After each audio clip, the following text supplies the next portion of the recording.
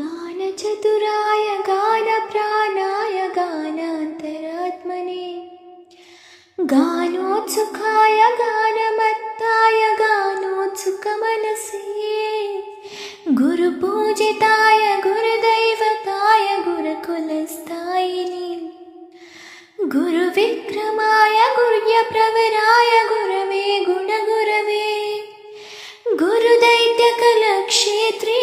गुरुदैवसताराध्याय गुरुपुत्रपरिप्रात्रे गुरुपाखण्डखण्डकाय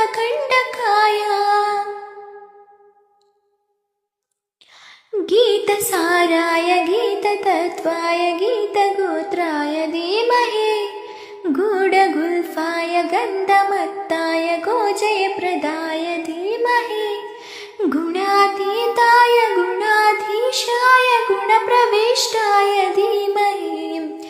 एकदन्ताय वक्रतुण्डाय गौरीतनयाय धीमहि गजेशानाय बालचन्द्राय श्रीगणेशाय धीमहि एकदन्ताय वक्रतुण्डाय गौरीतनयाय धीमहि गजेशानाय बालचन्द्राय श्रीगणेशाय धीमहि।